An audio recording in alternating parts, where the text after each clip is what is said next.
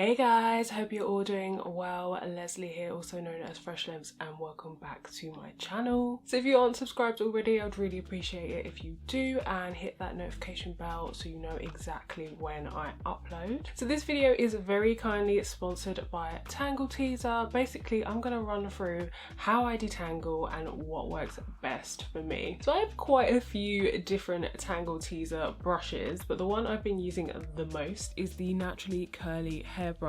I love that it's got a handle, I love the size, and I love that it's made for 3C to 4C curl types. So I do categorize my hair as sitting within 3C. I mean, let me know what you guys think. I think it can be difficult to categorize my hair because it's quite fluffy. There's definitely a mix of textures. It's not just 3C. It's looser at the bottom and tighter at the top. So yeah, it's definitely a big old mix, but I tend to just say 3C for ease. It's big, it's fluffy, it's not very defined on its own, and a massive characteristic of my hair is that it gets very tangled. Just on its own, I can look at it and it gets tangled. I do think the way I style it too doesn't help. I wear it out quite a lot, or I scrape it back in a bun, and they're two styles that are going to cause tangles. So that's definitely something to bear in mind if you want to avoid tangles. You want styles that are low manipulation and are going to be very smoothing. I definitely need to do that more. But yeah, because I do styles like that and my hair is just naturally tangly on its own, it does mean that I have to spend a long time detangling. And then I never ever detangle when my hair's dry. I usually only ever do it when it's wet or saturated in some kind of product that's going to give it a lot of slip, so like conditioner or some kind of spray. Because of that, it does mean that a lot of my detangling takes place on wash day. That's usually when I have the most time to do my hair. Can take the process very slow, because another key is just having lots of patience and not trying to do it in a rush, because that's when you end up snagging or ripping out your hair and just doing too much that you don't want to do.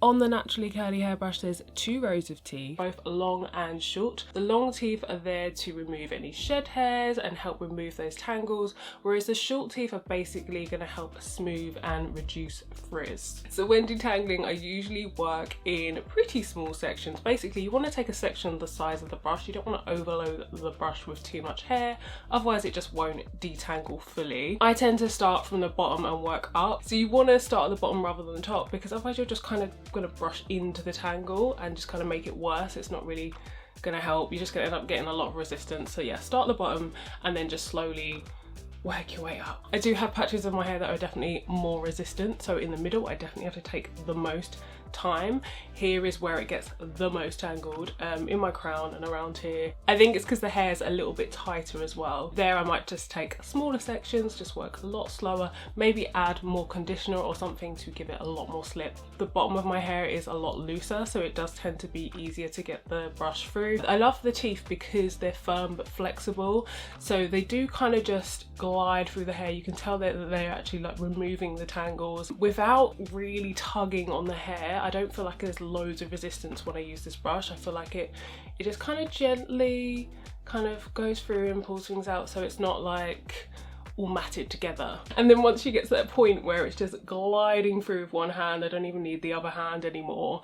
It's just so satisfying to watch the curls just kind of spring up and you're like, okay, great, next section. So usually I'm using a brush during the conditioner stage.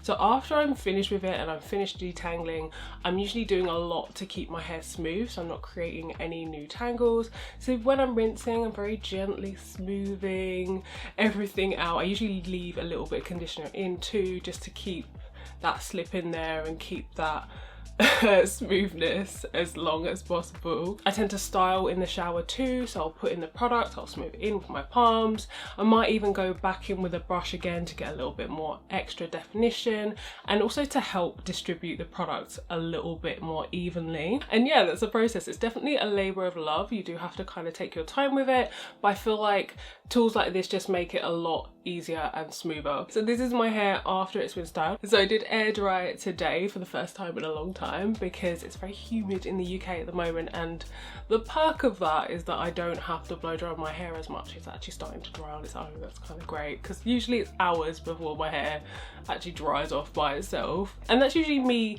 done detangling for the week until I come to wash again. But say during the week there's a patch of my hair that's like really tangled or matted, I would basically just saturate that bit with water or a little leave-in or something, just again to get that slip, and kind of follow the same process as I would on wash day. You know, start from the bottom, really work out those tangles, and then yeah, done. So that's my detangling process. It's super simple, but there's just like a few key things.